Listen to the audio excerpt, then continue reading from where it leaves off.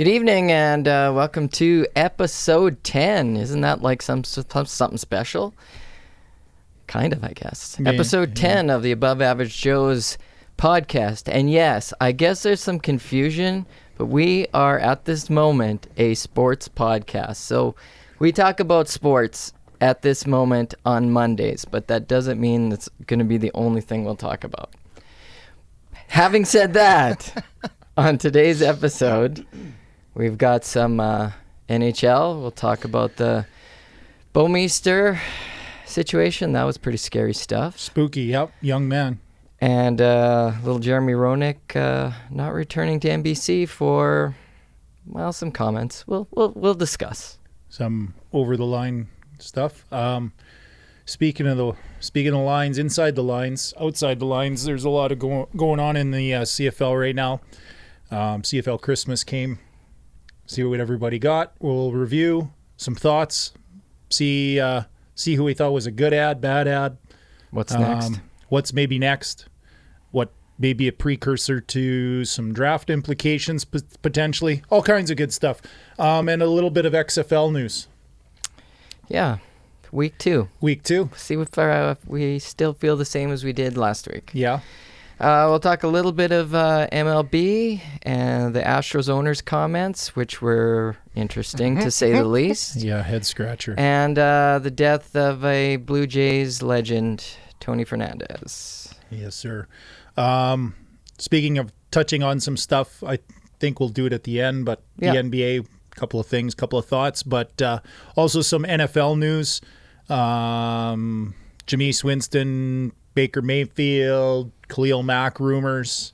I can't wait to talk about the Baker Mayfield. You can't? Stuff. Oh, okay. So if you're into salacious talk, you got to hang around to the end. We should have done this episode on a Wednesday because there seems to be a few stories this week that would make it like a Wiener Wednesday. So not to give too much away. I'm on holidays this week, so. Oh, okay. Tomorrow would be a Taco Tuesday, etc. Anyway, NHL. Jay Bouwmeester. I don't know if you guys saw that. Pretty hard not to if you're a hockey fan of any kind. Collapsed on the bench. Had a cardiac event during the game. He's doing well and he's stable right now. But I don't know if you've watched the video of him going down on the bench. I did. Wicked scary stuff. And it goes from that serious tone of the game to this even more serious and somewhat scared look on a lot of his teammates' faces. The panic of him going down. And it's like, get the hell over here. But because of the NHL having people in place, the proper equipment in place, yes. They practice it. Well, so far, they've saved a number of lives, actually, of a few players. And they use the paddles on Bouwmeester. And using the paddles doesn't always mean that your heart stopped. I have a brother, actually, that had an accident where the need for the paddles being used was indeed, it was needed. And it's part of it is getting your heart beating regular again. Yeah. So in having said that, Bouwmeester went in, had surgery, and he got a small defibrillator installed on his heart. So if he has another event, the opportunity's there for that part of his body, I guess, to straighten itself out. So nobody's quite saying exactly what. There's a lot of testing to go on when it comes to that stuff, but to what actually caused it, it's a little bit difficult to say. But yeah, the video of it was wow. Like the faces of those guys was holy crap. So they did make the right call as far as I'm concerned by calling the game. Your head's not in it after something like that. No. So good on the NHL, and it's still just a game, right? So all the best to Mr. Bouwmeester. So yeah. Good guy. And great job to all of the staff and medical staff and everybody, because what did they say? They were there in like 6 seconds.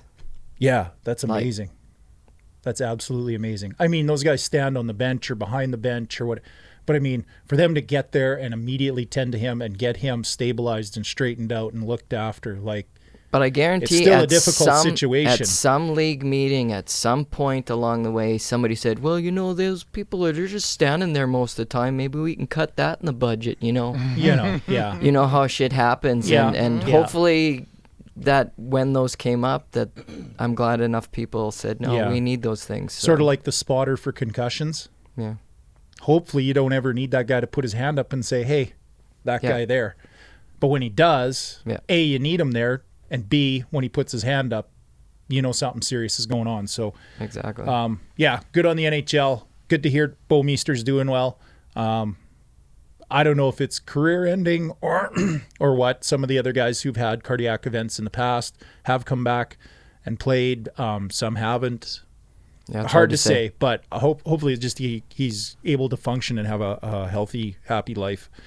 He's 36, 37, I think they said 36. So that's not even a half a life, man. Lots to live yet. Exactly. So, anyway, do we want to jump into something else? Yeah, Patty Kane. Did you see what he did? His little shot to the head there? I did not. Well, I understand what he's saying. He was ripping on the NHL for his 3-game suspension for an obvious elbow to the head of Neil Pionk of the Jets, a D-man. I take a little bit of issue in some ways. Well, I'll play both sides of this story a little bit. Patty Kane whacked him in the head with his elbow, no doubt. When you do that stuff, and he had an opportunity to lay off, right? So to me, this guy's been suspended now, I believe three prior times, 3, maybe 4. Patty Kane's been suspended. So you have priors. So it's no different than when the cops pull you over and you did something stupid and they arrest you. The first time you get busted, they're going to go a little easier on you. Yep. But if you have priors, you get it worse. So yeah, he's on social media saying, oh, what about this? Showing other videos and clips of like Chara hitting Gallagher and that kind of stuff. There's a lot of guys that don't have your priors, buddy. So before you go pointing out to the NHL, which you don't think is right, that you got 3, understand that you maybe only get 1 if that was the first time you ever did something like that. He's kind of caused his own situation. But then again, the other side of it is it's always been a guess as to how long of a suspension a guy's going to get for whatever he did. Right? It's a bit of the dice roll. Mm-hmm. So, yeah, there's some inconsistencies as to the, George Peros and how he calls it. I call him that now because of that, so thanks. Anyway, well, George Soros is showing up in other ways in Canada right now. But anyway. And that's why we're not just a sports show. That's why we're not just a sports show. But anyway, no, my point is he has priors. And when you have priors, maybe just shut up and take your medicine. And yes, it does show a bit of a systemic fall down for the consistency of how stuff gets called. But it's a fast game. There's awkward angles. You cannot guess the intention of every player. So even if it looks like it's an accident, it maybe isn't an accident. Just let the boardroom and some of these guys maybe figure it out. It's good that he brought it up and there's some awareness and there's complaining, but there's been a lot of complaining for a long time. It's not a new thing. But if he doesn't understand why he got 3, maybe start understanding why you're on your 4th or 5th suspension. Would he have gotten more than 3 if he was not Patrick Kane? A top tier player? No, I think 3. Still 3? Yeah. With his prior issues, I don't care how good he is. You're being an idiot and you're routinely being an idiot. You're going to have to start self-reflecting and understand that maybe the problem is you. So, yeah. Anyway, we got a picture of Patty Kane up there. It was actually Evander Kane. My bad. I said Evander, didn't I? Yeah, no, I did. You said Patrick anyway, Kane. Whatever. It's a Kane guy. See, and I not a didn't hurricane. know. There's a hurricane. Remember wrestling? There's a hurricane coming. Chachiest thing ever. We need to hire some better staff. Oh, Apparently. Some staff. He fits our budget. Yeah, he does. Certainly does. Drinks a little bit too much, maybe. We give him a commission off of whatever we make. Well, this is a good opportunity to listen to a little bit of tape. Yeah, let's listen before we talk about it. Yeah, let's do. We're gonna move to the Jeremy Roenick issue. Let's just hear his Instagram as to what he actually said in response to being shit canned by NBC, by his corporate overlords. Obviously, my comments on Spit and Chicklets were definitely started this whole process, and I got to be a little bit more aware of the culture that we're in right now, the things that you can say, whether it's public or whether it's in a podcast, that you're very comfortable telling stories. Whether they're your very good friends, like Catherine's one of my best friends. I'm talking about my wife. I'm talking about trips that we went on. I got too comfortable talking about something that all of us were pretty comfortable talking about, and I got caught in that. Yeah. And at times in a culture today, you got to be more aware of your surroundings and people's feelings. And yeah, I went too far in certain situations. But again, my situations and my friends, like you, and you're with your friends, your best friends, you say things and this and that, and it's important to know that at the time, nobody thought it was bad what I was saying. Nobody took offense to it. Nobody was saying anything in the social media. 5 days went by. Nothing on Spit and Chicklets. Nothing on my social media. Nothing anywhere. Nothing. Nobody complained until my boss Sam Flood at NBC decided that it wasn't right. And we all know NBC has made a lot of mistakes of covering up things and letting people slide and all that stuff. And I think this was their opportunity to make a statement and have a sacrificial lamb. And you'd be amazed. The reason that they're not bringing me back is not because of Catherine Tappan.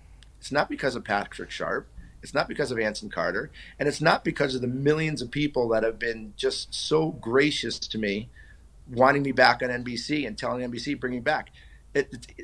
My boss, Sam Flood, said that those people don't matter. It's because the people that live, that work in that studio, that he can't bring me around the people in the studio because of what I said. And I'm like, if you knew that there's about 20 or 30 people in that studio that text me and emailed me, sorry you're going through this, we hope you come back soon. I thought it was a pretty weak excuse why they weren't bringing me back to NBC when millions of people wanted me back. Catherine wanted me back. Sharpie wanted me back. It's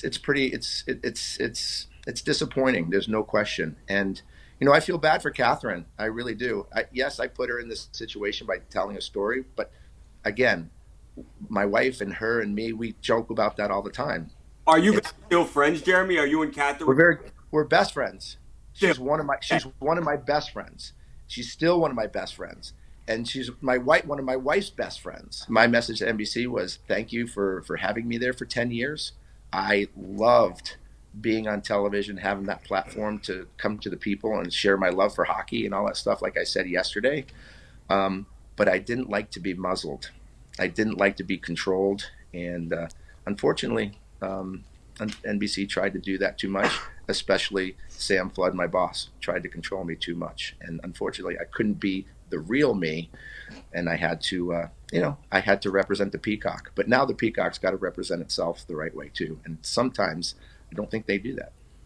So, Jeremy, anyone who likes hockey knows you were an all-time great player. You worked at NBC 10 years, great on television. What's next for you now?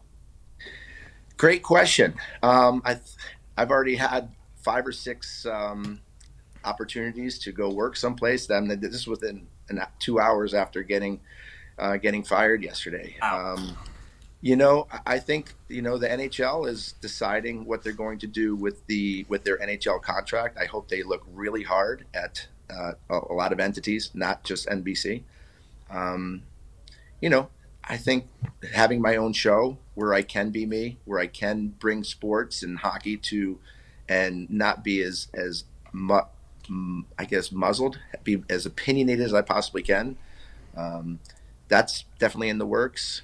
There are some really cool platforms out there that I'm looking at, or maybe I might start my own. But there's no question you will see me on Twitter and Instagram a whole lot more, because I can actually say what I really want to say now. And trust me, you know me, I will be speaking my mind. I just appreciate you allowing me to come on. This is the first interview that I've done since December, since I got suspended.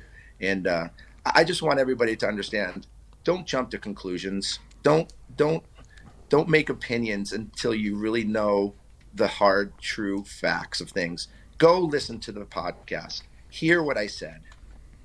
Look at how I said it, and in the atmosphere that I said it. Know what's going on. Make your opinion from there, because trust me, I'm the first one that loves and tries to make everybody feel happy, and does things for charities and does things that a lot of people don't even know that I do, that bring a lot of good. So don't throw hatred just because you don't like. Learn the facts first. And I think we're good. Thanks, Matty. Wow. There's a lot to digest there. There's a I little could bit do a there. whole episode just on that. Why not? Number one, I don't like that he played the victim card somewhere in there. Played it a couple times. He did. And no. What he has to realize is there's an individual accountability. We're really good friends, right? You don't make comments about my wife, or I don't make them about yours in the way that he made it about his wife's best friend or a very good friend of his. Exactly. Right? Yeah. Like, there's good taste at the same time. Right. So even if they are comfortable about talking about that, I don't know that you need to be comfortable enough to talk about it on air. And when you talk about stuff on air, it can make other people uncomfortable. Right. Which is what he did. Now, I have no problem with that. I'm a huge free speech advocate. Huge. Just because you don't like it doesn't mean you have to get rid of whoever's saying it. Free speech doesn't mean free of consequence. Exactly. That is also true. You're allowed to always have your consequences. opinion. Now, what JR needs to realize is he's working for a corporate overlord. Mm-hmm. Right? They control the message on their channel. Mm-hmm. It's theirs. When you sign that contract, you got to follow rules. Mm-hmm. When I go to work, I got to follow rules. A code of conduct. There are certain people, certain managers, when I go to work, I have zero respect for. And when they say or do very stupid things, if there wasn't that code of conduct, I would smack the motherfucker. But I can't, because it's not in good taste. And slightly illegal. Fair enough. But, you know, I'm allowed to say you're an idiot on the street, but it may not go over well in a boardroom. Probably not. So, A, know your crowd. Know who you work for. Know where your paycheck comes from. That's a mistake by JR. Well, the big mistake to me is you can say whatever you want, but you have to know, like you said, you work for a corporate overlord. Yes. How it works nowadays is the squeaky clean, the Jay Lenos of the world. Well, he's got skeletons too. Yes, but how well they can be hidden is the question. Exactly. Always. But yes. he doesn't go on other shows and make an ass of himself. Okay? Right. But there is a market for that. There is. And now he's going to realize that he can be the JR he wants to be, and he'll probably have better opportunity now than being on NBC. The whole reason someone like Spit and Chicklets brings him on is because they've got some characters on there. Exactly. And bringing a character in to mix with their characters makes for hits, makes for likes, makes for people tuning in. That's what they're all about. So, quite honestly, JR was on the wrong platform if he wants to talk that way. And he has to understand that. So playing the victim card, maybe he's a little oblivious, or, you know. Does he think it wasn't being recorded, or like? It's always being recorded, right? The second you put it on social media, it's there. It's there. Everything we say on this show is out there. Is now out there. So right. So either stand by it and say, hey, that's what I said, done. But we're not trying to get jobs for a corporate overlord. Right. I don't work for a corporation. If we did, and if you did, you could get Don be able Cherry. to say You could get JR. the MF word. Motherfucker. That Oh, one. you don't. I thought you meant you didn't work for a corporation in general. When I do this? in this, okay, this. gotcha. In this Yes, context, the corporate overlords I'm are. not I was gonna say you have corporate this- overlords, this just in a bottle different of water context. and To some degree, yes. But in terms of this show and what we'd like to say and our opinions, we're entitled to it. 100%, And we are not free of we're- any. Right, you're free of that. we So, do not work for any sports team or sporting Right. news organization. And So sometimes an affiliation isn't a bad thing, but sometimes you just got to know what goes along with it. Now, for us, we're not affiliated. So we can hack on the riders on a good day. We can praise the riders on a good day. I could praise the Bombers. It'll never probably happen, it might. but it might. I'm free to do so. So for JR, I don't know. I get what he's saying. I don't like the victim card being played. This is sort of going back to what I had said a couple of podcasts back about there not being enough characters in hockey. JR's always been a character. I've always liked but he him. hasn't played for a while. Fair enough. But there are some guys who are they're characters. Yeah, but if you're worried about the commentators being the characters to carry your game, you got problems. To some degree, but it's an entertainment product. So you can't just have a cardboard cutout saying robotic shit in between periods. It doesn't work. Well, it they doesn't need sell, something. right? I don't wanna watch a hockey game. You gotta add the pizzazz. It's an entertainment product. So having a guy who's gonna have an opinion on things between periods, pre-broadcast, post-broadcast, is part of the entertainment package. So a guy like JR, he has that. He has that in spades. He's a large personality, has an opinion. He's not scared to share it. He just maybe needed to realize that being a guy who works for a corporate entity, there are I don't boundaries think of that- good taste that need to be followed, and he didn't maybe follow them. I have no problem with what he said. Zero. None.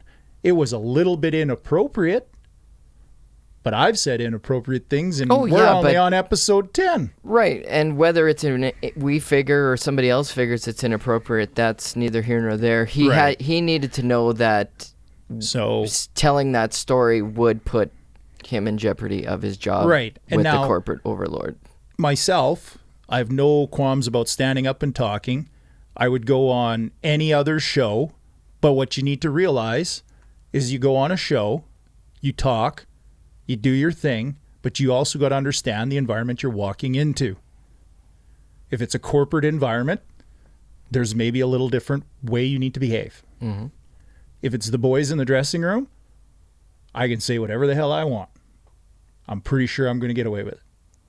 It may be grossly inappropriate on the street. Depends who's in your locker room Well, these fair days. enough.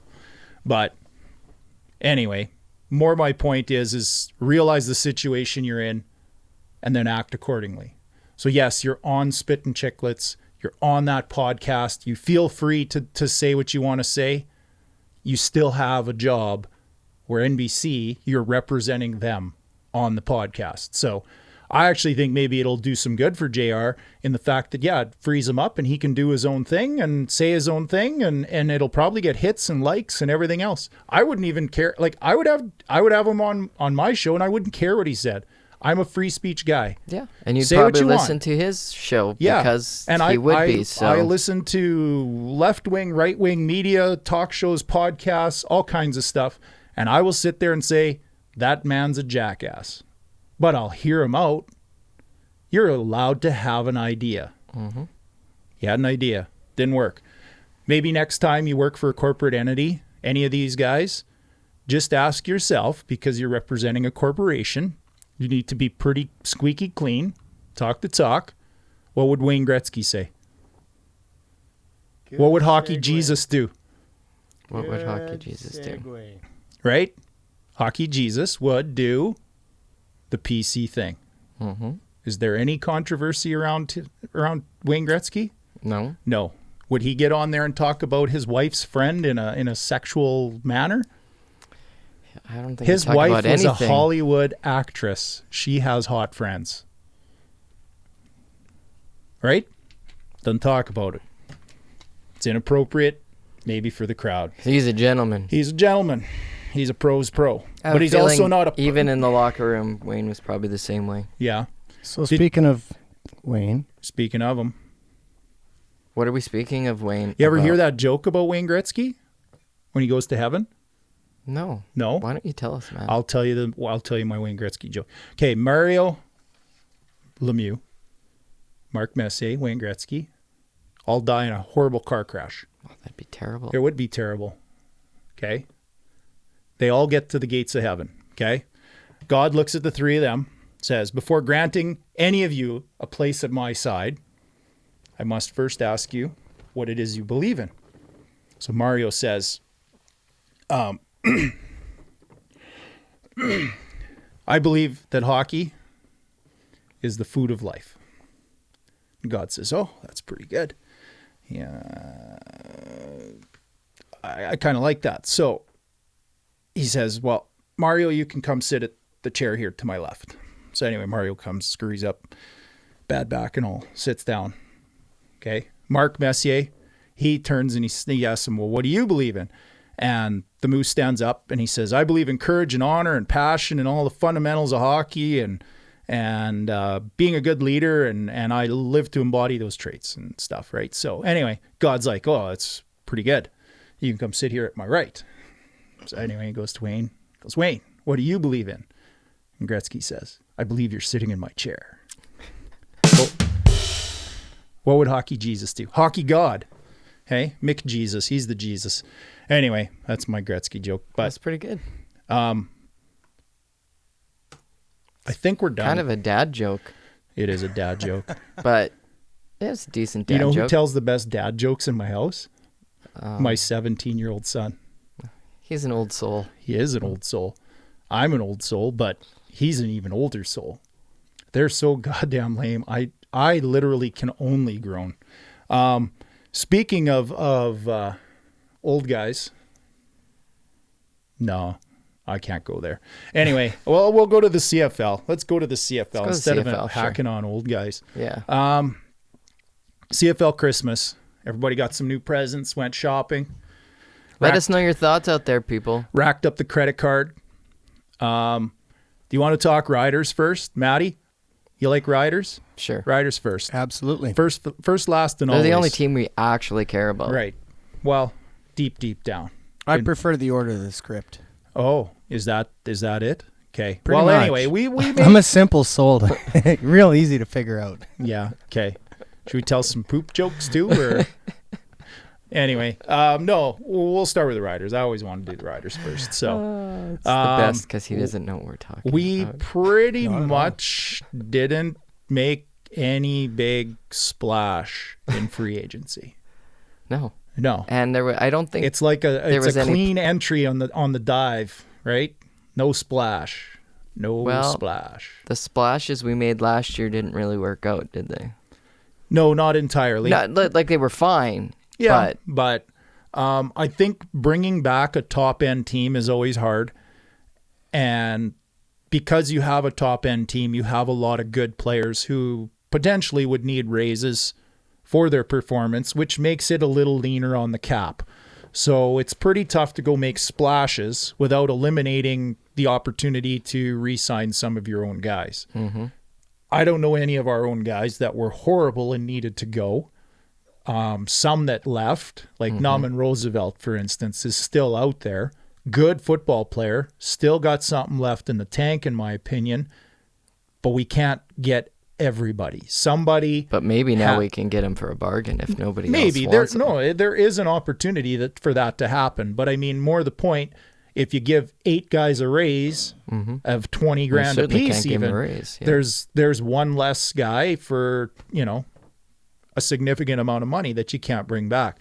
So having said that, I thought O'Day, for where we started at the end of the season for free agents to where we are today, and looking at the names that we haven't re-signed here, I think he did a pretty damn good job.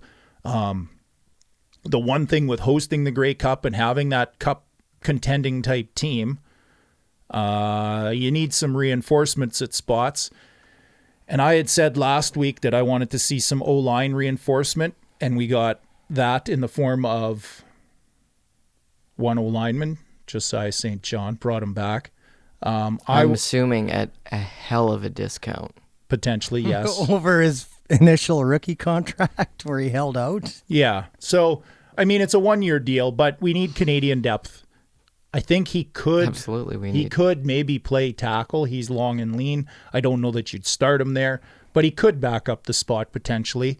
I think he's an interior player, to be quite honest. But, I mean, we potentially have a couple of interior guys that are Canadian right now that are backing up.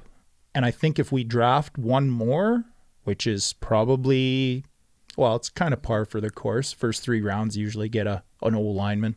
And who knows, we may even sign one more for competition reasons. But I think we're in pretty decent shape. I know we let two very good interior players go in Blake and Bladdock, but St. John for a pretty good price is not a bad consolation price. There again, we're going to maybe be a little leaner financially to go and get somebody as a backup or strictly a backup. The big name, though, that we did sign that wasn't a current rider prior to was James Franklin. The potential landing spots for him were Edmonton, BC, and Saskatchewan because they had staff that worked with him in the past. He signed to the Riders for just over 100. Some incentives, some bonuses. I think it was great. I think that's a fantastic signing. I do too. Not because I want to put him in the game and hopefully have to ride him for a half a season and a Grey Cup run. Nope. I think for him, it's a good spot because it brings him back to Jason Maas, that's where basically Franklin started out, made his name, right? There's a lot of hype about him. He did well. There's a comfort zone in that. I also think he came to a place where there was an opportunity to compete for a number 2 job and maybe win it and have it, but also no pressure to win. I think it's a good quarterback room for him. Yes. Like having him in a place like Toronto like he was, they were kind of looking to him to take the reins. Well, I think Pop wanted him to take the reins and Tressman did not. Right. So, I mean, there's that infighting from the management side, the coaching side. That doesn't help a quarterback at all. Well, it hurts your confidence. But, I mean, he's trying to find his feet when it comes to being a regular starter. Probably doesn't help either. So, for him, the pressure's off a little bit in terms of being the guy. I think he's capable of filling in and has the experience, which is valuable for a Grey Cup run. You're potentially going to maybe need that second quarterback. I would have felt comfortable if he was here last year and had to start a game at the end of the season versus what we went through. Isaac Harker, still a good quarterback. I think just lack of game experience is going to hurt him a little bit in that department. And I don't think he's a guy that potentially can't give Franklin a run for the number 2 job. So it's not a lock Franklin takes that job, but at the same time, I think they're both good quarterbacks and competition's a good thing. And Franklin having a little experience is also a pretty valuable thing. So I also said that we need to get a little more depth on the D-line, and that's where I think we took our biggest hit was Micah leaving to go to BC. That was a hurt. But at the same time, we did sign Reeves back. Special teamer, maybe a guy who can rotate a little bit maybe.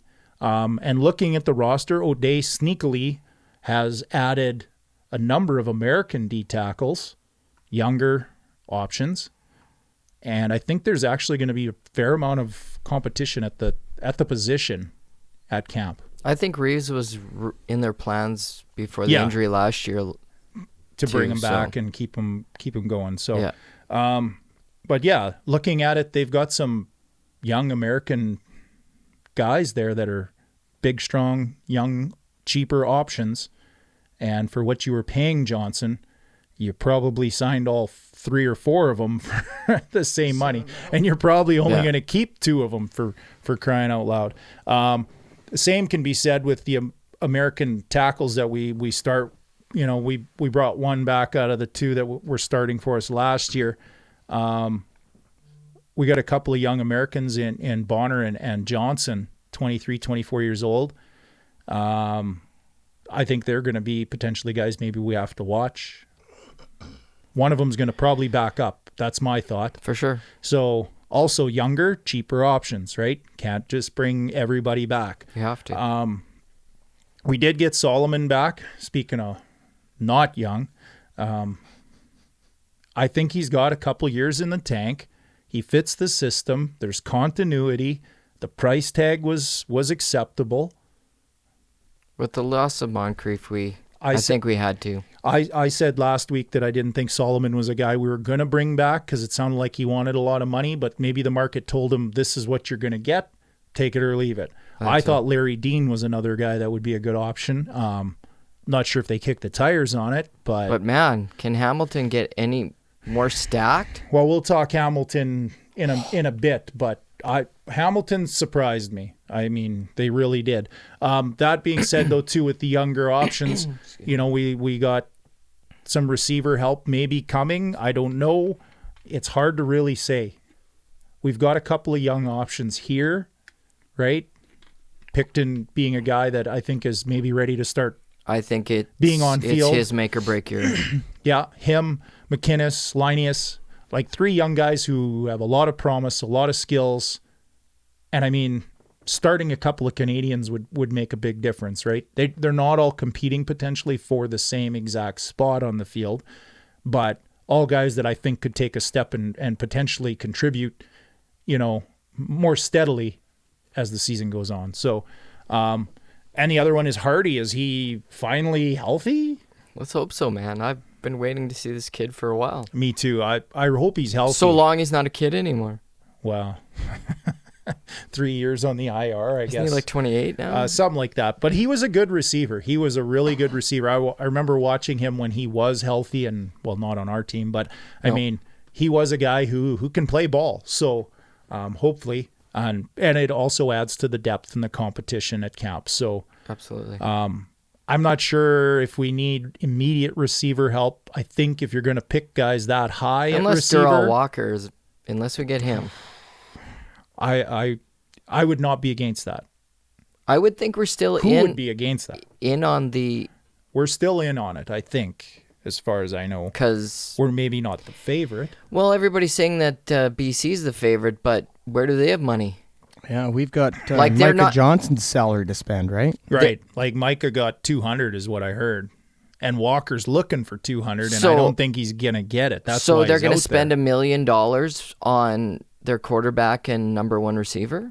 Burnham's their number 1. Okay, so that makes it even worse. So $1 million on a quarterback and a number 2 receiver? Because that's pretty much what it is. That's close to 20% of your cap for 3 players. Think of that.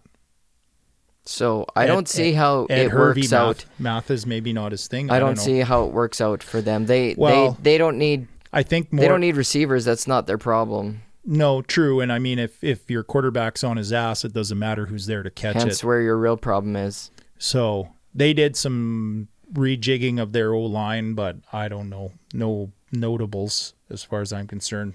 Not enough to make a difference and keep him upright as much as he needs to be. But I mean, he's got a little more professional staff around him this year than he had last year. That could maybe help a little too. Better coaching. I think Darrell Walker's problem is that he wants his big money that he got in Toronto, and knowing that, you know, just for an example, Shaq got 175 here. If Walker's looking for 200, I don't know that I'd want him over Shaq. He's good. No, not right now. But I mean, if you're a good player and I have nothing else, I guess I pay you. Right. No, I don't think we need Walker. I'm just saying it would be nice. Walker's price has to come down if he wants to play on a team where they're going to be good. If he hasn't signed at this point, I don't see how he's getting 200. He has to get cheaper. Exactly. Every day that goes by after free agency opens Exactly. is a price The only cut. ones getting big money are the ones signed at So if I was Darrell during Walker, the tampering I would, period. 12:01 p.m. I can't- during the tampering period. yeah, I can't blame him for wanting his money, but maybe his contract last year set up some shitty expectations for him as to what he was worth and what he should be asking for. I think a lot of contracts last year set up some expectations for this year that were that were kind of shattered. Yep. So that being said, Darrell Walker probably signs. Hopefully he's in a place where he can contribute. It'll probably be a 1-year deal in my estimation, because he's just going to want to go in, showcase himself, make some money. well, put Be some gone. numbers up so that he can cash in potentially next year. He is a 1,000-yard receiver. Like 1,000, I think it was 1,039. You want to check that, Matty? 1,039 yards, and I think it was 4 touchdowns. Who? Darrell Walker. 1,000 and Sounds right.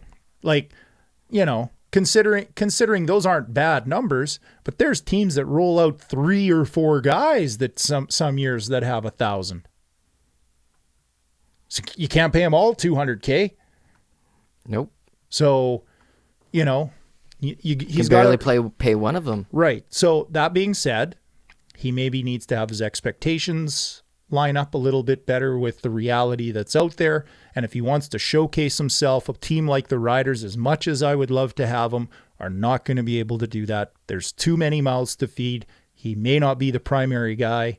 He may not even be the secondary guy sometimes. Shaq is getting his looks. Moore's getting his looks.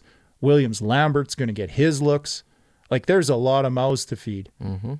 So Darrell Walker comes here. He might barely be a 1,000-yard guy. He might be a 750-yard guy. There's too many mouths to feed. Well, if he wants to be the big eater and make the showcase and get the numbers, he probably wants to go somewhere with less competition at Absolutely. his position. His numbers from Toronto last year, despite not playing the entire year, were 65 catches for 1,040 and 6 scores, according to... Okay, so I was off by 2 scores and 1 yard. Yep.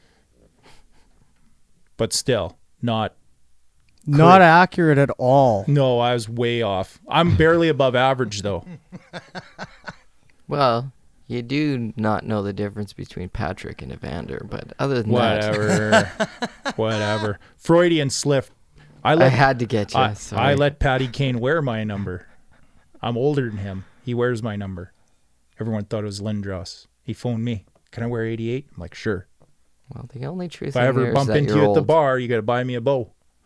I bought a case of bow the other day. First time I bought beer in a long time. Did you cry a little? Feel nostalgic? Squirrel's right. Squirrel with a bow is even better. Tasty. Something to eat while you drink it. No, he's going to have to come into alignment. I think Ottawa's the place he needs to go. Good quarterback. Probably some cap room. Probably some cap room. Mm-hmm. Right? Veteran. It's a good place for him to go. Well, Rebuilding, etc. he's running out of spots. Well, he is. And there's teams that are running out of money. Mm-hmm. Does he go back to Edmonton? I doubt it. Wouldn't be a bad option. Yeah. But they could get him the ball. He'd be higher up on the depth chart potentially. I'm not saying he's bad, but we have too many mouths Well, to with feed. Strevler in the NFL, there's a lot more quarterbacks that can get people the ball. Fair enough. Unless they get hurt in the first quarter of their game. Who's the backup in Winnipeg? Find out his Not name. Matt You're Nichols. gonna have to know. Anyway, moving on. We're gonna jump off the Riders. We're not going to ride on the Rider train anymore. We'll ram through this quick. I'm going to go over a few teams real quick. Calgary was way more active in free agency. I really didn't think they would be. Huff has lost a lot the last couple of years. I thought maybe they'd get a little bit involved in free agency only to stay competitive if he can't keep the pipeline full. He always does, though. Maybe Huff's pipeline is blocked. You ever think of that? It's possible. Huh? Maybe a kidney stone? Maybe. No, not. I mean his you football pipeline. Huh? Oh, his pipeline. Not Is everything's there a double I entendre. said it should be Wiener Wednesday, and you're there- just stuck on that. Is huh? there a protest? Maybe there is. Downtown Calgary blocking Huff's His pipeline of talent. Anyway, but he lost Breskison and Jackson were losses, but he did sign some guys. The one guy, Dakota Prokop, quarterback, there was some pub about him. Like he's, I watched him play. He's not that good. Why? Why is he not that good? I don't think he gets the CFL game. I think he has a lot of physical talents that make it appealing, but he just doesn't. There's something about him. It's like a pocket presence thing, a delivery thing. I don't know. The little bit I saw of him last year, and I remember watching him a little bit when he got in the game, and you're just like, I don't know. After the Cody thing, I'm like, I don't trust watching old tape of people to decide how good they are. Wow. Well, I wonder if maybe this guy's a better fit for the XFL. Maybe. Who knows? Speaking of Calgary. We'll get there. Speaking of Calgary and the XFL, Derek Dennis signed in the XFL today. No way. Yep, for reals. Wow.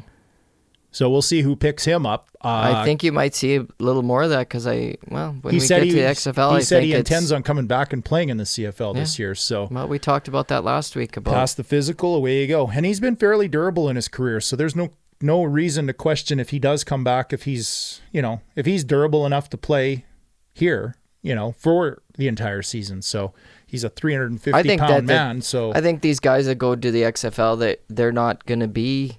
They might not necessarily be week one guys look at, though. Does Derek Dennis have to come in, do all of camp to prove himself? That's what I mean. He'll bring him in week 2, week 3. And he'll be in shape from playing down there. So Winnipeg. Winnipeg was kind of like us. That's a shitty way to compare two teams, one you like and one you don't like. But they had the same problem. Good team, free agents, bring as many back as you can, take another run. So it's essentially what they did, as far as I'm concerned. Yep. Getting Willie Jefferson and Darvin Adams back, two big names on both sides of the ball, was pretty big coup for them. Willie's making $280,000? $265, I think it was. It's just over $550. Yeah, and he said he could have got more money in something. a couple of other places, but he turned it down because he wanted to build something in Winnipeg. Well, for once, he wanted to stick around. I guess. Good for him. What's going on in Winnipeg? I'm not visiting to find out. I have too many teeth. They'd know I'm an outsider. Do they have a cheesecake factory? Well, whoa, you're just jumping ahead. But Squirrel! Essentially, everybody is back, though, and that was intentional. They should be able to take a run. Based on all of the roster except one spot. Kolaros and his durability, I don't care who they signed, who they brought back, his durability is still the key to their season. Point blank, period. Done. Moving on. Screw Winnipeg. BC didn't really sign many of their own free agents, but after the season they had, can you blame them? Odell Willis and Sean Lemon, two DNs, two older DNs, they didn't bring back. They're unsigned, but they brought in Micah. Hervey has his own self-made cap issues. Certainly does. So if he's pissy at training camp, or I hear any kind of commentary out of his mouth about how, we couldn't really get everybody, and we didn't. You made your own problem. I never feel sorry for a man who shot himself in the foot when he's holding the smoking gun in his hand. You shoot yourself in the foot, you deserve to limp. Yep. That's how it works. So, anyway, they did bring in a couple of guys. They better recruit well, but they brought in an old lineman in Riker Matthews, a D-end or D-tackles in Ryan Brown and J.R. Tavai. Good players, but not huge names, not huge impact. But like I said, they let go of a lot of guys. So could be a better year for BC, but I don't think it's going to be from last to first kind of year. They'll fight their way into third, maybe second. They ain't taking first. Let's put it that way. Edmonton, they shuffled in and out a lot of average players, mostly on defense. I thought they'd be more splashy. They were pretty ho-hum. Tavares Daniels is a guy they lost. They lost Larry Dean. They lost Josh Johnson. Some pretty reliable sort of names in the CFL, guys you can play. They didn't really bring anyone big in. Antonio Pipkin as a backup quarterback. It's a nice one. I thought it was a nice one. He's a solid player, fill in, that kind of thing. Harris usually moves around and gets himself hurt for a game or two every year, so Pipkin would be a nice fill-in, but it wasn't very flashy. So no. Edmonton, probably Sunderland. Nobody was really flashy. Hamilton. Well, so yeah, and flashy in a way I didn't think they would be. So we're going to break this up from the West Division. We're going to get into the East Division, but there was also an article that came out about the Eskimos, and I can say Eskimos still. The Edmonton Eskimos name, Eskimos, is it racist? Now, it was a bit of a head-scratcher for me, but the team went out and got a third party, and they studied the whole thing, right? And it came back inconclusive, and they decided they're going to keep it.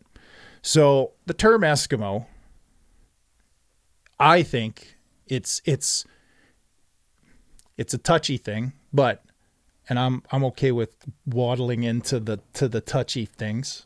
Not behind a cheesecake factory, but or a dollar store. Well, or a dollar store, yeah. But I think in large part, it's the woke crowd that are pushing to have this looked at. That's the big push from the Redskins and the Cleveland Indians and that kind of stuff. Now, those two teams are maybe a little different in the fact that what the name insinuates. Okay? Now, yep. the term Eskimo, for those that don't know, okay, the team was named. They're not quite sure what the real root of the term Eskimo is. If it's an old Ojibwe word, okay, to net snowshoes is what it means in Ojibwe. Now, yeah, they walk around on snow. They have snowshoes. Makes sense, right? So it's maybe not as derogatory, right? It's just a description of what these people did, and it was a way to describe those people. Okay. Yep. Fair enough. I'm with you so far. Well, the other one is an Anglo-American, name, Eskimo, and it was to also a descriptor, but not a very, very kind one in the fact that it was a descriptor for a raw meat eater, which is indeed true. They eat whale raw, that kind of thing, but it's a little bit derogatory. Okay. Right? So now here's the thing. If it's a little derogatory, right, I can call you, I don't know, whatever. I can make fun of your beard and call you something derogatory for your beard or whatever, right? You can call me a lumberjack or something. Right. Fair enough. Right. But I mean, there's in a racial connotation, right? So I can call you a cracker, right? Negative towards white people. Not a good term. Correct. Now, hockey. Fair enough. So if I say that to you, if I call that to you and you find it offensive, I should probably stop saying it. Correct. What if you don't find it offensive? Then I guess you can continue saying it. So the fact that their study is inconclusive, that the Inuit people do not consider it a term across the board, or even in large majority that it is derogatory, is basically what their study came back as. Then there is no issue. And they're going to keep it. And I have no issue with that. Right. Because that is how I look at all of these issues, these woke issues. Right. And who's angry about it? Who is angry about it? Is there it the are some people? Articles from journalists that they're talking say about? It's about time they change it. Yeah, but that's their and who personal. Are these people? But that's their personal opinion. Are they Eskimos? Well, that's what the Eskimo Inuit? Edmonton organization did, is went out and got a third party to poll and study and ask these questions of those people. And that's what you should do. So when you ask those people their opinion about themselves as to a term, and they say, I'm okay with it. Right. Then what does it matter that you It does not think matter. it should be changed. It does not matter. When it matters to me is when the Halifax Honkies name their team. Then I can have an opinion. That's how I deal with these issues. Right. Now, how I'm not marginalized by it, so why do I have an opinion on it? Well, it's not to bring it up, but I mean, did you ever watch Chappelle's special and Yes. his take on abortion? If you have a dick, you shouldn't have an opinion. Right? I agree. Sort of the same thing here. If you're not an Exactly. Eskimo, you shouldn't really have an opinion. Exactly. And if they're okay with it, they're okay with it. Yes, I agree. So, if there is more consensus or agreement that it is derogatory or offensive in some way to them, change it today. 100% agree. And when that day comes and they get to that point, it should be something that once the consensus is reached, right, it needs to also be respected and occasionally even legally upheld, right? That is their right.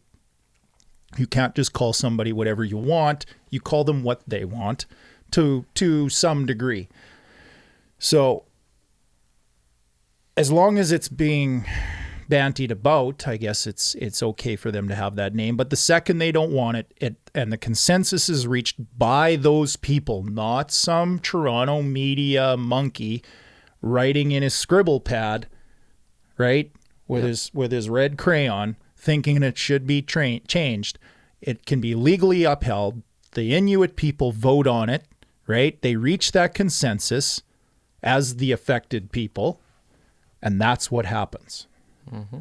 Kind of like when people vote on a pipeline, are all in agreement, reach a democratic conclusion, and want it.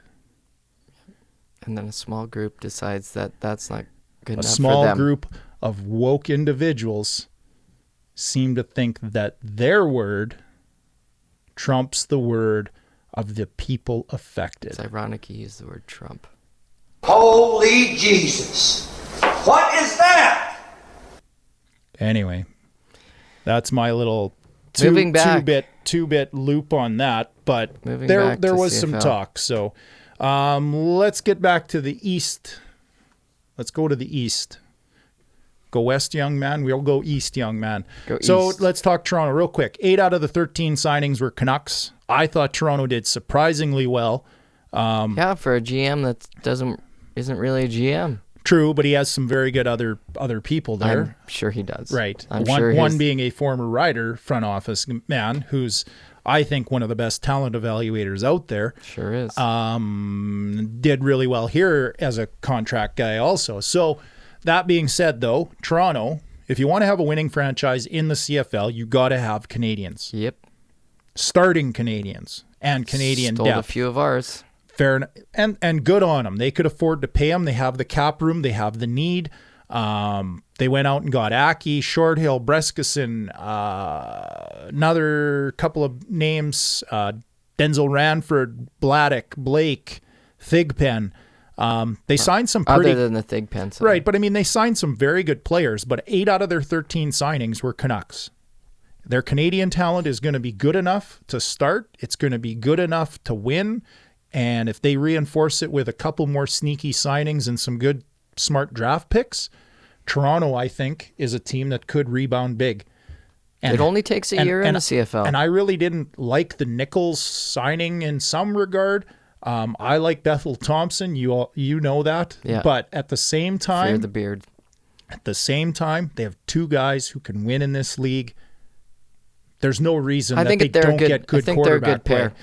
Yeah, I think so too. I really think so too. They both seem to think that they're getting the starting Well, job. maybe they're going to but go JJ Barnagle it. Well, hey, you fight it out. You split some time, and you can always just play the hot hand till it's not hot anymore. So it's maybe not always ideal, but hey, they've got enough talent in the quarterback room to win games. Yeah, to me, So, where good- Toronto's issues aren't going to be talent-based, it's going to be is Dimwitty ready? Potentially, yeah. but he's an offensive guy, Yeah. and they've got some good offensive weapons. They got a couple of good offensive linemen. We'll see, though. Right? So, We'll and they see. got quarterbacks who can play. He wasn't even an O coordinator. It's all right. I'm okay with it. Okay. There's special teams coordinators that won Super Bowls. Our special teams coordinator is now true. the head coach, and we're going to win the Grey Cup. Homer. I don't care. We Montreal. are. Montreal had cap issues. Danny, and beyond their cap issues, There's going to be consequences. there's going to be consequences. Yeah. No, they have Danny Called Machocha. cap hell. They have Danny Machocha now as their GM, and that may be bigger issues, in my opinion, than the cap. I'm not a Machocha fan. Well, yeah, 15 years ago, I all. think I would have had different Nah. thoughts on Machocha, but I I think it's actually good for Not a good for the Machocha. L's. Well, it's a name. I think it's good for the L's. Okay. I don't think so. Well, we'll see. Difference of opinion. We'll We're see. allowed to have a difference of opinion. No, fuck you. Nobody's going to come in here and beat us over the head or Not yet. no. Okay. They did re-sign Vernon Adams, but that was an obvious that they had to and they needed to. They lost a lot of talent. So hopefully Machocha can recruit and find, and he's been out of the loop in terms of the American talent. So hopefully they have somebody in-house who knows where to go and where to find it. That being said, they lost Devere Posey, Patrick Levels to Hamilton, which Yeah, makes that's- it even worse. I think that's the most important part there is where they lost their talent to. So to me, the first week of free agency in Montreal, it's got to feel like your team got hit by a train. Well, it probably feels like Ottawa felt last year. Well, the only problem with it feeling like you got hit by a train is that The train can't get there? the train can't get there. Well, so And see, if- there's something good about the protesters. Well, if you want to wreck anything in the East, maybe Machocha can compare notes with Trudeau and, know how to wreck a promising situation. Because I actually thought if they kept some of that talent in-house, they'd have a pretty promising situation. It's not his talent. Not his talent. Fair That's how enough. it works, man. But sometimes You you know got to that. hang on to a little bit of talent, though, too. You can't just be devoid of talent just because No. they're not your guys. But, We know how football people think. well, maybe he's consulting with some of his front office. Maybe. Maybe. Because consulting always gets things done. Like getting a train running. Anyway, as you can tell, not really a fan right now. Hamilton. They did amazing. Hamilton, I thought, was going to be a bit of a boring story. So did Because I. I thought after they got Dylan Wynn back and they re-signed Jagarrett Davis, they're good. They're good. So they'll be Apparently fine, not. right? And maybe this is something we can go over closer to the CFL draft, but I think they might just have the best D-line in the league. And there's a couple of names maybe they can bring in as reinforcements for cheaper, like a Sean Lemon, Odell Willis, who can rotate and keep it fresh want to win a ring. and want to win a ring. Like they're scary good. They're loading up. Well, how many times you want to be the bridesmaid? I hope they come out of the Well, East. they've covered the they show up quarterback at the thing. Grey Cup in Regina, and we whoop their ass again. That'd be awesome. Load up, Hamilton. There's a shitstorm coming. It's wearing green and white.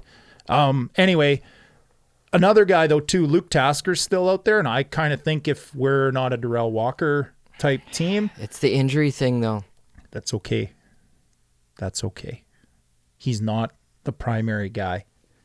To get him in here and let him come in and compete for a spot and be a fifth receiver, He's fourth like receiver. Rob Begg was at the end of his career. Like that Potentially, type but I of mean, thing. Tasker's a good He's a good option. receiver. It's Right. just, he's rarely healthy these So I don't days. know if it's the health issues entirely, but it could be a price tag issue. What do you pay him? Because he is a good player. If he was healthy, he'd get great paid. player. So when he's playing. I really think that they're probably the front runner, though, Hamilton, for the Grey Cup. Oh, for sure. For sure.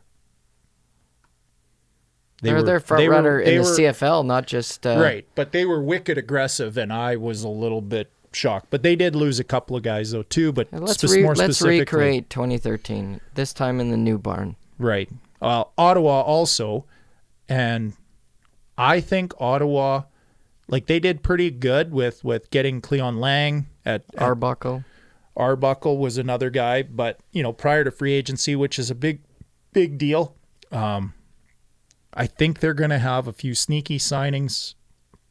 They have a number of guys that were there last year, which wasn't a great year, but at the same time, I also think a year in the system, a year in the CFL, a year of being a pro, young talent, sometimes some of it will just take a little while to step up and find the way. Absolutely. So with a guy like Lapo, though, I thought, that one guy that I really did like was Anthony Coombs, the signing.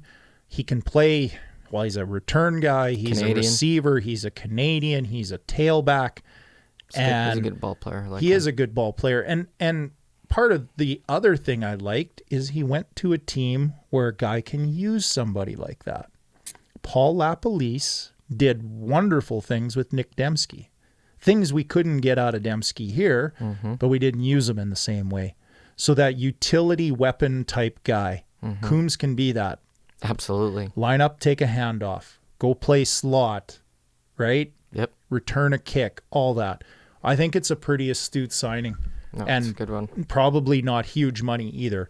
And being a Canadian, even better. So good on them. Smart little signings, but I think Ottawa is going to be a better team. Not that they could really get a whole lot worse, but overall, sneaky good. Though, free agency, it wasn't as little boring compared to last year, but if you're those years don't come around very often. Right. Well, if you're a bit of a football nerd and you don't mind looking at guys in the trenches and but that wow factor certainly it was, but I actually think it was as much as it wasn't as headline worthy football wise, it was a very, very good free agency. And more to come. Let's talk XFL. So week 2 games look good. I watched a bit of every game. I watched quite a bit of a couple games. They need some quarterbacks. There's like two good. There's like two. There's like two good quarterbacks in the entire league, and to me, that's the biggest problem right now. Everything else, I really dig. I really dig. Did you see the first double forward pass by the DC defenders? I did. I did not see that. Well, it wasn't like a truly forward it was pass. A little pitch, right? On a the jet guy comes sweep. on the jet sweep, so that's Okay, technically a forward. Yeah. Right? He goes out basically to the side, right, to the hash, and he turns around, he pitches back to the quarterback, right? Lateral. Not a forward pass, but he already got one forward pass in the jet sweep, which technically is a forward pass. Is it not in the XFL? No, you can do two. So then the quarterback rears back and throws it downfield. Nice. 2 forward passes. I did not see that. It was pretty cool, and I hope they open it up and do it a little more. And you could tell the defense, there was a few guys on the field that are like, holy shit, oh yeah, that's right.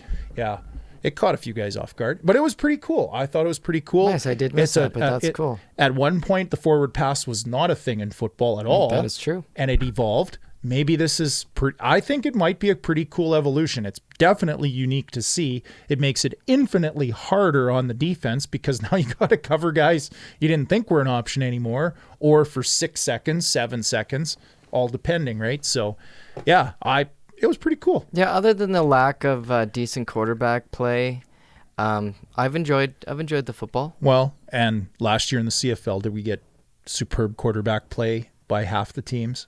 Vastly superior to what I saw this past weekend. Yes. Right. Did you watch any half the teams at quarterback of issues? Trestman's Tampa Bay team? Oh, God, they're awful. Well, that's okay. Wow. But on top, some of those passes were just god awful. Well, and it's an evolution for them. They're starting from scratch, right? We talked about how hard it is to bring it in all together in a couple of weeks or even a month and get it clicking, especially if you don't get good talent. Now, if they stick around for a while, more talented guys will want to play there. They'll have more time to bring it together. But yes, there are some shit shows at quarterback. Like Matt McGloin. McGloin trying to stuff his whole team under the bus. Man, isn't that awesome though? You just let her go right in the sidelines. Yeah. Love it. Love it. I'm not a fan of the microphone in your face the second you get off a field. Love it. It's different, but at the new same fans time, will love it, man. That's what people want, though. You're a dinosaur. Well, I like I'm dinosaurs. certainly not. I like dead dinosaurs heating my house, okay? This is the new way. I think McMahon's onto something, and I think the NFL is going to steal probably 80% of the shit that they do in this league. Well, true, and him having his WWE roots, the stick in the microphone in the guy's face, and it's, oh, Hogan, yeah. Like, what does he expect these guys to, like, do? Like, That's what they want, though. Mean Gene. Like, we Mean Gene on the sidelines. Huh? I'm talking about it. Well, why not have... I didn't see the double till a forward guy pass, pulls out but a I saw that. 2x4 and does the interview like Hacksaw. Like, it's a little WWE. Which... It's the marketing part of it. There is, It's not the but hitting at the same people time, with the 2x4s WWE is part of completely WWE. scripted. It's fairly scripted, Yeah, right? You know you're doing an interview if you're Hulk Hogan. yeah. These you guys know- are going to have to learn that they're doing an interview. Well, that's pretty It's gonna tough be part of it. in an environment where you're trying to be a Hey, professional. dude. And It's a get- different job, right? Well, It's Sometimes there's you a gotta- new job. There's a new Yeah. job description in the XFL. It's not the some of NFL that job or the is CFL. difficult to do, and you can't really maybe work out all your problems with a microphone in your Well, face then when I you guess should you be don't. talking to Then your I own guess coordinator. then I guess you don't play in that league. You may not be cut out for it then, yeah. Me? Well, I could be cut out for it, but I at the same time maybe wouldn't appreciate I think it. you would do well in that I league. would do really well. Hey, talk about the interception that you just threw. I'm pretty sure they brought in amputees at receiver because I threw it on the money. What's wrong with that fucking guy? Perfect. Perfect. Sell some Love jerseys. It. Love it. Phone me, McMahon. Phone me. I'd be a sideline interviewer because I could ask some really funky questions. Better than what they got. That'd be but fun. I'd be a corporate sellout. And then I couldn't be me. And then I'd be like JR in the same boat. Well, I'm way off topic, but You're way off topic. anyway. Yeah, and we got Squirrel. Yeah, you caught me at dinosaur. we I got to was just roll like, through Anyway. a couple topics here because I think we have some more tape to play. XFL. Right? The other thing, Gurley and Gordon, Todd Gurley, Melvin Gordon were at the game. I think it helps to legitimize the league and the fact that Absolutely. you got some guys like that. Absolutely. One big name that didn't really want to be there, Colin Kaepernick was offered a contract, and his demands were that he wanted $20 million to play. See ya. Let's stop talking about Colin Kaepernick. Yeah, well, He's getting more till he time signed than in the NFL, he needs. I could give a shit what happened to Colin Kaepernick. I cared when it happened. I don't care anymore. You know what? I'm going to let you guys talk about Colin Kaepernick. Okay, you quit? I'm out of here. Okay, well, Maddie. Uh-huh. This goddamn show's too long. Okay, well, anyway. Did you see the DC Defenders game tickets were more money than a Redskins ticket? Now, if you were in DC, I heard what would you rather see? Not that they're Honestly, depends on who's in town in the NFL, because after this weekend, I'm really starting to lose interest quick in the XFL. The first week, I got to tell you, it was like a curiosity factor, right? Right, the hype train was moving. And it wasn't as ridiculous as I thought. But now after the second week, I went, that's some really bad football. Yeah, Like really, there are some really teams bad. that are really bad. Yeah, Which- and like I mean, it's definitely another tier down in the talent level. It's just not there. I think, and that's where maybe having more established front offices, they would pick a little better. Maybe I don't know. Potentially, But- like, well, it but seems like a guy They like- also have the concept of the amalgamated head office, though, right? And teams just get assigned stuff, and like Yeah, well, you know, like what's his face signed down there, and he just gets assigned, right? yeah, and that's where, like, you know, DC is doing very well, partially because maybe their GM knew a little more about what he was looking at. Yeah, they definitely look dominant amongst who I've seen. You know, so good on them. But speaking of the Redskins ticket, just to bring it back to that, secondary market tickets were going for $130 to $675 per ticket for a Defenders game. The Redskins at one point this year in November were selling tickets for $5. Probably not premier tickets, but still $5 to see an NFL game. So as much as the Redskins blow chunks, or did, I could understand. But $130 for a for an XFL ticket is still too much money. Like I said, Yeah, it depending on seems- who the So, opponent is, I'd right. probably rather see the NFL game, Well, and especially for $5. it's going to Come set. on. I think in 2 more weeks, you're going to see a decisive line of here's 2 teams that are way out in front, 2 teams that you can basically forget, and maybe a couple in the middle. Yeah. That's essentially it. But I mean, that's essentially it in any league, though, that's too, right? pretty much the old You're going to bell have curve, a right? like NHL. You're going to have a Detroit, right? Oh God, I feel bad for them. Well, they won a lot of cups and did a lot of winning, so their fans can suck it. They can maybe have 20 years of sucking it. Anyway, good segue into no, it's not MLB. You want to talk Astros? Sure, let's talk about the owner. Okay, Let's play some tape. let's play some tape. Yep, You know, got our it. opinion is, that this didn't impact the game. Liar. We had a good team. No, you did. Yeah, you did. We won the World Series, and we'll leave it at that. Did you say you feel like this didn't impact the game? And what do you mean by that? I didn't say that. I didn't say it didn't impact the game. Basically, You did. as the commissioner said in his report, he's not going to go backwards. It's hard to determine how it impacted the game, if it impacted the game, and that's where we're going to leave it. Jim, sign stealing is a distinct advantage for the hitter. So how is it that it doesn't affect competition? So then what are you guys apologizing for? We're apologizing because we broke the rules. But isn't sign stealing a distinct advantage for the hitter? So doesn't it automatically impact competition? It could possibly do that. It could possibly not. How'd their owner make his money, Matt?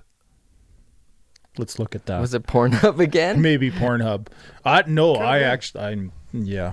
Recreational chemicals, man. I think he did his fair share. Wow. Wow is right. When I heard that, I'm like, you're delusional. Like, Put what world a- do you live in? They could need to just take it away at this Oh point. my God. Okay, whoever works in their media department, okay, They should have been fired a long time should have ago. been fired a long time ago. But at the same time, write it the hell down. Read it off a prompter. Read it off a sheet. Canned answers. Moving on. Don't let this guy freewheel. Holy shit. So after those comments, it's now become an even bigger thing. And I really think this, like, that owner's a Yeah, they should stop talking. Yeah, totally stop talking. But I mean, the owner's a jackass. Can't get his story straight. Obviously, just heard it, right? Didn't impact the game. You fucking cheated.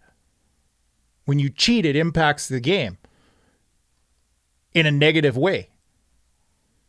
Air freight logistics, it appears. Oh my Christ. I hope he didn't fly any of the planes. Yeah, it's crazy though. Like, just Unreal. So the other thing is the commissioner also is a spineless bastard as far as I'm concerned. He needs to punish these guys. Now he's talking, well, these players came forward. I'm not going to punish them. They fucking cheated. Well, for their confession, Well, tell them you lied. It's way bigger than I thought it was going to be. So I can't maybe absolve you from, like, did you get anything in writing? Apparently writing shit down's hard in Houston. You can't even come up with canned answers. Like, holy crap. It's a complete shit show.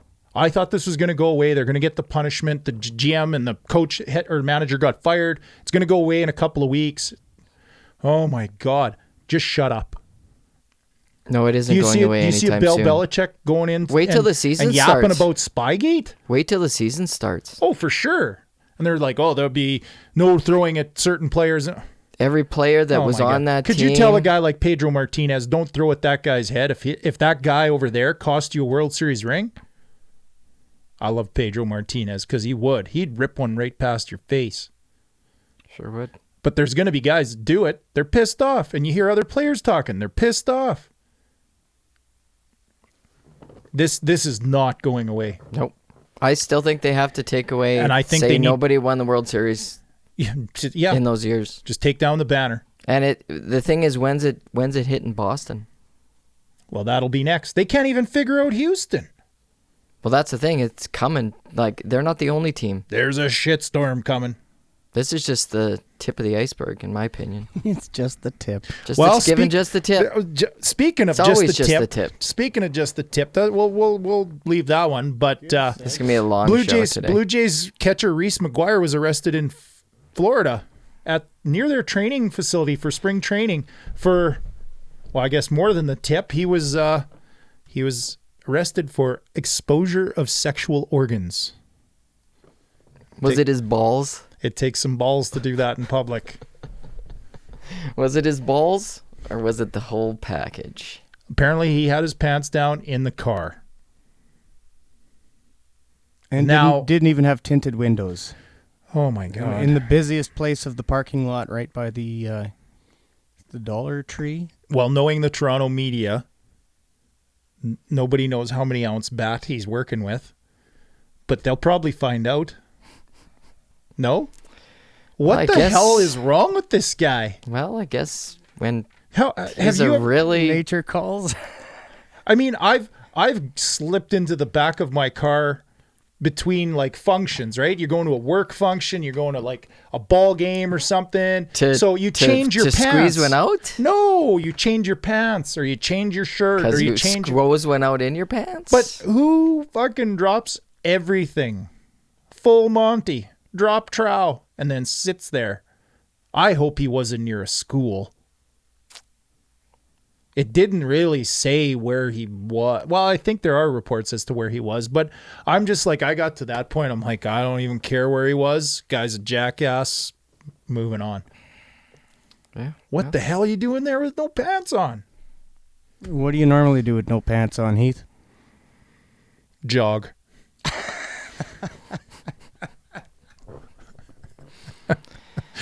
I'm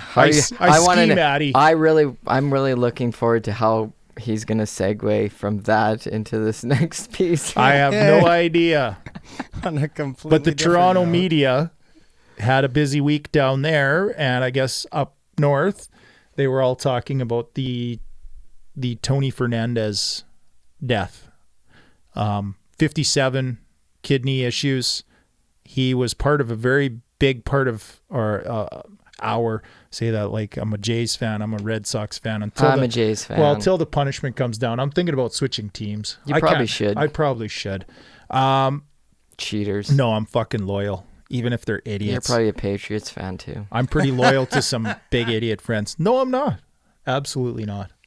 Probably the closet. He likes the Bruins too. He pretends he likes Philly. I really liked Ray Bork back in the day. See? Certain guys. But anyway, the big deal of altering that franchise, he did win a World Series with them, but I mean, he altered the franchise in the fact that he got dealt for Robbie Alomar and Joe Carter, and him and Crime Dog, Freddie McGriff, were dealt the other way to the Padres. So, you know, he's the franchise leader in a lot of departments. He did help them win the World Series over the Phillies with no buzzer, mind you. No buzzers. No buzzers. 5-time All-Star. And I would not be able to live with myself if I didn't mention Tony Fernandez being, you know, his passing. And my grandpa was a big Jays fan and loved Tony Fernandez for his quiet leadership, his reliability. He was an easy guy to watch. He was a very good player, and he didn't yap a whole lot. He'd have a boring Instagram nowadays. Tony Fernandez, old school. Rest in peace. We're gonna move into some NFL stuff. You're being a Packers fan. How do you feel about the Bears offering up Khalil Mack? Good. Yep. Good. Really? Aaron probably, not be laying on his back. I'm happy about it. Crying. If that's actually going to happen. Well, they were not too happy with his 8.5 sack season. Maybe the shine has come off the new toy. They offered it to the Skins for the number 2 pick. I'm not sure why the Bears want the number 2 pick unless Mitchell Trubisky. Quarterback. Yeah. There's rumors. If that trade happens, that's what it is. And Mitchell Trubisky. There's rumors Trubisky's they're shopping him. To Vince McMahon? No, he's not an NFL starting caliber quarterback. Not for the Bears, but there are NFL teams that he is starting caliber. We'll talk about them soon. They might need a quarterback. Oh, okay. Okay. All right. Anyway, speaking of quarterbacks, big offer apparently is on the table, potentially for Tom Brady. The rumor is 2 years, $30 million. To go in and become a Las Vegas Raider, baby. So why wouldn't you take the 1 year, $30 million for the, or $1 year, 35, what Jerry will give him?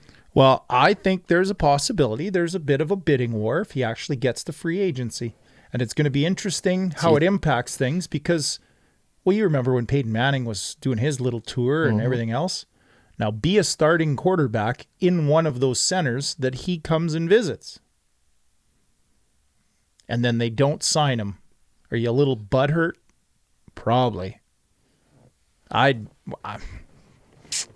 sheriff. Who wouldn't want the sheriff? You should understand. So Derek Carr, if it is. Oh, I think it's true. Right? I mean, for sure. I don't think it's a rumor. I don't think it's a rumor either. I think the money seems a little low, but. Me too. I think for $30 million, well, they were waving it out the door at Gillette Stadium. Yeah. Come back, Tommy. Maybe it's 2 years, 30 per year. 30 per year is not enough for Tom Brady. No, but that number seems better. If he can get it in New England. Our stats guy's wrong. Stats are for losers. I was told that once. Probably somebody who had shitty stats. Well, or a guy that was probably 80% wrong 100% of the time. Something like that. Anyway, I think if Dallas gets involved or the Raiders, which is very likely, and the Titans being another one, there's all kinds of quarterbacks that are existing in those franchises. I'm not sure the Titans Well, I think there's the outside possibility just because of Vrabel, but it's not the big market, and I think that's where he wants to be. That being said, Vegas and Dallas are both good fits for Brady. If you're not going to pay Dak $34 million or $33 million, which he turned down a year, if you're going to spend $33, I'd rather have Tom Brady. Well, I think they're done with Dak.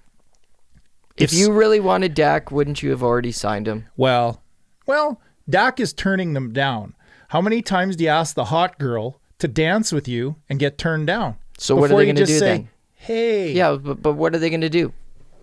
They're going to wait for a hotter girl to walk in the door by the name of Tom Brady. What are they going to do? What are they going to... Yeah, okay, so they're done with Dak then.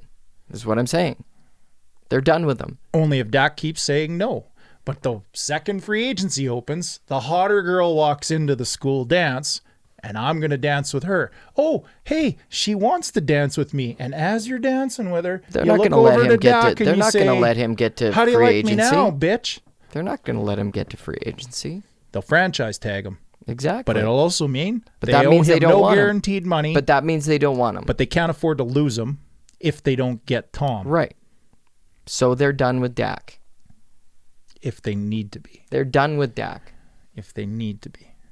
If you're considering bringing in if Brady becomes a Raider, you need Dak. 9-year-old Tom Brady, and you don't want to pay him what market value is for a starting quarterback with as many wins as he has. Dak Prescott's a $33 million quarterback. He should have took it. But that's he didn't. on Dak. But he didn't. That's not on Jerry. But that's not what I'm saying, though. I'm just saying I think Dallas is done with Dak. If they franchise tag him and they don't get Brady, they will be drafting somebody. Well, because the franchise tag, they can only go so long. And you won't get a long-term deal out of Dak if you franchise tag him, in my opinion. He may demand a trade. Or something. He will no longer be I think if they roll the dice on going and getting Tom Brady in Dallas, they can't even be worried about the price tag. You want Tom Brady for one reason. You want to win. Yep. So in order to make sure you get him, because you have to get him, because it'll create all kinds of animosity with Dak, you have to get him. You pay him whatever it takes. And I don't you- think he's going to get $33 million. If he's got $30 million in New England, I'm pretty sure the $90 million that the Raiders have in cap space, they will very gladly use in any way, shape, or form to get a guy of Brady's caliber. If there's a bidding war, Russell Wilson's 35 a year is no longer the highest. It'll be whatever they can get Tom Brady. Exactly. So Jerry can't lose that competition. No. But he's competing against a team with $90 million in cap space. That'll be interesting. Get your popcorn ready. Getting rid of Khalil Mack isn't looking so dumb now, is it? No, not maybe, yeah. So, on top of that, Myles Garrett said Mason Rudolph used the racial slur. He's pulling it out. He's playing the card. And ESPN's locked onto it, and they're hammering on it, and they're saying Myles Garrett should be believed, and some kind of football Me Too movement, and blah, blah, blah. And now Mike Tomlin came out and said, And that was, I was just going to say. And he's making it up. And if Mike Tomlin comes out in the media and says that, I believe Mike, respected head coach. He doesn't come out and talk about hearsay and rumors and this type of bullshit. Right. So I think Garrett is tried to cover his ass the very first meeting. He's Jussie Smollett. I hate to say it, but that's the way it looks, man. Should I say it like Chappelle? Juicy Smollett? Juicy Smolletting it. Honestly, it looks a lot like Myles Garrett is playing the race card when he didn't have the race card to play. And Mike Tomlin's calling his bluff. Yep. Now what happens? Does the league take that? Because they're protect the shield at all costs. Unfortunately, do they give him another game for being a liar? But you can't prove. I think it's all going to disappear. I think they want this all to disappear. You know what's going to happen? Cleveland and Pittsburgh games are going to be awesome. Fucking awesome. There's talk that the Cleveland locker room is divided. Like, a lot of players don't believe Garrett either. That makes, when you're starting to pull racial things into it, then Myles Garrett needs to do what the owner of the Astros needs to do: shut the hell up, or come out and say, "Yeah, I fucked up. I shouldn't have said that. I said it, and I kept with the story," or whatever the reason is. But somebody's lying, and I think it's Garrett. Well, it's looking a lot like Garrett. Not that I want to, pick on him, because, racism is a horrible thing and that kind of shit. But at the same time, there's a lot of arrows pointing towards him lying about it. Anyway, moving on from that, we're going to have very, very, because we're talking about Tom Brady, we were talking about Dak Prescott. There's a lot of teams that have quarterback issues, and I didn't realize this, so I made a little quick list. Miami, New England, Cincinnati, Tennessee, Indianapolis, Jacksonville, Oakland, the Charging, Dallas, Minnesota, Chicago, Detroit, Tampa, Carolina. 14 teams have unsettled quarterback rooms, and that's not including Denver and Washington, who have young guns potentially starting next year and question marks. I like the baby maker to Indianapolis. Yeah, the Rivers to Indy thing is really getting traction. I think it'll happen. Children of the Corn, whatever. Go to Indy. So yeah, there's a lot. There's going to be nothing else to do there. Because I was looking at they're talking maybe 4 quarterbacks are going to go in the first round. Well, if there's 14 teams that have unsettled quarterback rooms and only a couple viable guys on the market. Well, the Red Rocket or Red Rifle or whatever the hell they call him, he'll be available. Right. Maybe Dak. Maybe Carr. One, not both, but one. Yeah. So there's still not enough, though. There's still only about 4 of those teams. Cam Newton passes his physical, comes back. Carolina's maybe off the board a little bit. But it sounds like they're kind of distancing themselves from. Potentially, there's only maybe 4 teams out of the 14 where you'd go, well, they can maybe clear it up with these couple of moves, right? Rivers or Brady or Dak or Carr or whatever. That's 10 teams that need a quarterback. If there's 4 guys in the first round, it's going to be a fun first round. Mm-hmm. Should be good. Should be good. And I'm not even saying on that list, well, I said Chicago, but if Chicago makes that Khalil Mack trade and gets the number 2, who's taking Trubisky? That would mean Tua might be in my division. Yeah. The Vipers of the XFL's taking Trubisky. That's who. Yeah, so that doesn't matter. Speaking of another place that has issues, Tampa Bay. Did you read They fixed them. They fixed their problems. He can see now. How in the fuck does a quarterback have eye issues and get eye surgery to correct his vision? Why wasn't he wearing contacts? That's what I want to know. Well, maybe he was, but it doesn't sound like he was. I don't know. It sounded like he couldn't see the broadside of a barn, which would... but at what point do you say... Like post-game, he never did a post-game interview with glasses. Might be why you throw 30 picks. He never walked into the stadium with glass. You've never seen Jameis Winston wearing glasses. So he either wears contacts all the time or he was just in denial that he had an eye issue. Do you want to know the story on how I got my glasses? Thought, geez, you got young kids, we'll take them in. They'll get used to sitting in the chair and doing all this. Yeah, I'm here. It's covered, right?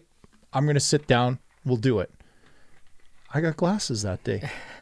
Apparently, shit far away wasn't that good. And I'm like, well, it's far away. You're not supposed to be able to see it if it's far away. Nah, you can. Now I can. So I walked out and I'm like looking across the parking lot and across the street. And I'm like, holy shit, I can read the Shell sign. What the hell? Yeah, but it was not for me. So sometimes you do not genuinely know. You just think that's how it is. So, and there's some pictures of him sideline where he's like squinting. And you're just like right now. Yeah. Anyway, he threw for 5,000 yards, one of only 8 players in history to do so, but 30 picks. I think they got to hang on to him now. They fixed him. Maybe. Yeah, we'll see. Maybe there's just a little screw back here. They can just adjust it. We'll see. Anyway, it may have required more than just a slight calibration adjustment. Yeah. Well, slaps in the head sometimes make it worse. So, it's not like an old tube TV. Just crack it one. Exactly. Just give it a punch. Yeah. Away you go. Moving on. Moving on to Baker Mayfield. I think we got some audio. Baker Mayfield. You want to just let the audio roll first? Let's roll it and then let's talk about it. Oh my God, Baker. We were texting for a while, and then he was like, okay, come see me. So I got my car, and I drove all the way to Westlake, and it was like behind Cheesecake Factory in some weird like development parking lot. And so he texted me when I was on my way there. He's like, you have to leave your phone in the car. And I was like I was kind of sketched out. I was like, if this really isn't him, I have to leave my phone in the car. Yeah, you're going to be raped and murdered. Yeah, that's what I was thinking. But so I left it in the car, turned the but car I still off, went. walked in his big like SUV, like tinted windows and everything. And I like just opened the door and looked, and I was like, oh, this is really him. And I was like freaking out a little bit, and then went from there. All right, so you say you went from there. You get into the SUV. After You get in freaking the out. front, the back. Where are you? I got in the front. Yeah.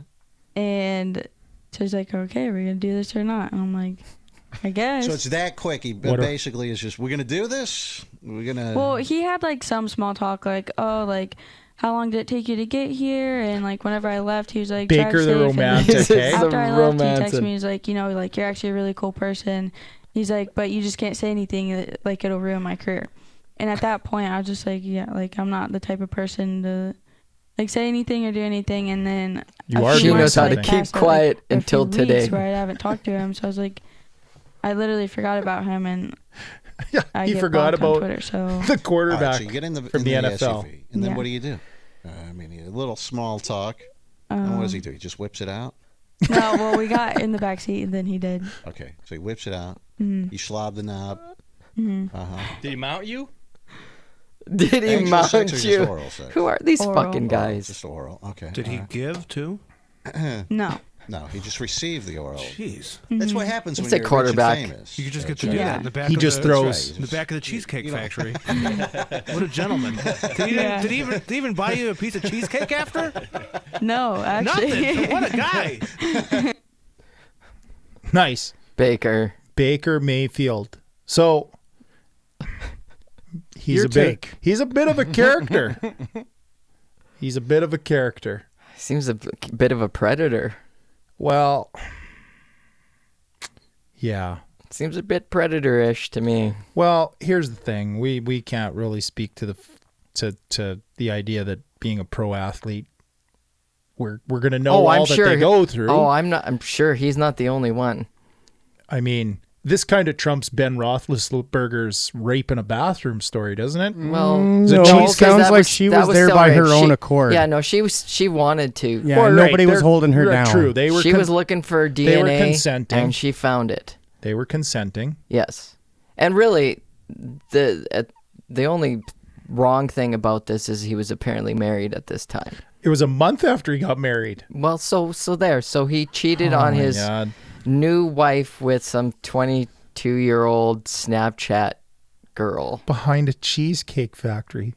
Well, yeah, you can't go into the cheesecake factory well, with her. Maybe he couldn't find the Dollar Tree. He didn't even buy Dollar Tree. He didn't even buy her some cheesecake. I guess he thought. Well, if you buy me cheesecake, you can get a little more than a slob of the knob, I guess. So I listened to the whole Jesus 35-minute interview just because I was entertained. How bored were you? Well, it was actually quite entertaining. I hate to use the word tart, but she knew exactly what she was doing, and Baker should know better. Well, she than said to it think sounds that like this chick was going to keep quiet. Well, and it sounds like he's done this a few times, according to her account. Several times.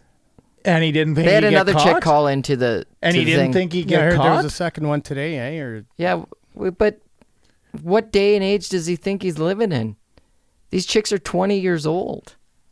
Wow. They're looking for fame. They're Everybody looking for in an her Instagram post they everybody could in make. her small town knew about this. Like, she was famous in her small town. So she's becoming because the she football swallowed Kardashian or Baker whatever. Mayfield's load. Yeah. Jesus Wow. Christ. So she thinks by saying something that other people were going to come forward. The thing is, and No, I think she said something to get a little notoriety. Well, I watched like 10 minutes of it. I don't have the staying power, I guess, of I was of doing other 35 things. It was playing in the background. Jesus Christ. I had my pants on. At least you weren't sitting in the front seat of your car if your pants were off on Wiener Wednesday No, here it's at still too Average chilly Joe's. out. She thought, and she said this in the interview, that she thought by coming forward, other people would also. She's 20. She's naive a little bit, or stupid, or both. And listening to the interview, I'd say more of the stupid column. I think that's what maybe thinks She's not talking happens about these days. coming forward and talking about Bill Cosby or No. or Harvey Weinstein. Yeah, it's not Right? Like yeah. this was consensual. Yeah. She agreed to it. Yeah, she's an adult. So other people coming forward like they're victims for consensual sex? No, the only person who should be upset is his wife. Absolutely. Baker Mayfield's wife should probably cut them the fuck off. She shouldn't be his wife anymore. Yeah, well, probably not, but Holy cow. So how long did Baker think he could do this and get away with it before somebody comes forward? I'm just wondering when he gets hit with a golf club. I'm just wondering when there's a paternity suit. Well, She if he's only actually- getting BJ's, it's hard to. Well, she claims she has a dick pic. Yeah, she showed the And guys. she showed the crew. Yeah, And he's, well, let's just say, going back to the how many ounce bat, it's a small bat. it's not the bat. Yeah. But anyway, more the point. I don't want to talk about Baker's dick. You just But here we did. are. You But just here did. we Yeah, are. just did. Yeah. Anyway. I found it more funny. Isn't Baker like 25 years old now? Well, it was all very high school. It was weird. It was weird that being a dumb fuck doesn't have an age limit. That they were kind of making that big a deal about it. It's more the big deal that he was married for a month and he went out and did this. Why did you get married? True, but do you think that fucking poor judge? Like, what poor character? But that's it. It's a character thing, not a legal thing or something like that. I've been saying this. You want to give him another contract and let him lead your franchise? I've been saying this since I traded him in our fantasy football league, that this kid. Yeah, and I had to make another deal. Thanks, buddy. He doesn't pass the smell test. He doesn't pass the... And you didn't even put your nose in his crotch. The metal. He doesn't have... He's a punk. He's a punk kid. He's Johnny Manziel 2.0. Yeah. Well, I hope he grows up because he's a talented football player, but he has to grow up. And this just shows you again that he hasn't grown up or is refusing to or whatever. What a jackass. What a dick knuckle. All right. NBA, we're going to wrap up on the NBA. Wrap it up. Not like Baker. The NBA. Not like Reese McGuire. All-Star Weekend. Yeah, it was all right. Game was good. Excellent. Probably the only All-Star game that's really worth watching. The other leagues, NHL is pretty good The other league, no, it isn't. The other leagues, well, it's not bad. It's not bad. I'm comparing it to the Pro Bowl. Well, so in the hierarchy, the worst, yes. Yeah. I loved what they did this year. Everything about it. I thought it was entertaining. There was something to play for. At least it felt like it. There were players playing. Yeah. Right to the end. It was great. They all wanted, I think part of it maybe this is just me, little sidebar to it. They renamed the All-Star MVP trophy after Kobe Bryant. Yep. Classy move. Great move by the NBA. Mm-hmm. I think he's tied for 4 all-time All-Star MVP awards. But at the same time, if you were any of those guys, wouldn't you want your name to be first on the Kobe Bryant trophy? It'd be pretty awesome. So maybe there's that little extra. For sure, there was all kinds of extra things that made it. Not saying it was the only reason, but a little extra. And the MVP being Kawhi Leonard, 30 points, 7 rebounds, 4 assists, 2 steals. Typical Kawhi. But against the best of the best. And he helped Team LeBron win 157-155. Wow. On a free throw. On a free throw. But if you watched down the stretch, man, like Lowry was taking charges. That was pretty cool. Giannis was up there making blocks. It was good. It was what you want to see when you've got the best guys playing against the best guys in like a pickup game. Do you feel that Lowry, who's pretty good at actually taking charges, he's actually quite good at that skill, and it is a skill. Absolutely, he was taking some of those charges though too, and playing that way to sell himself to another individual. The Greek Freak.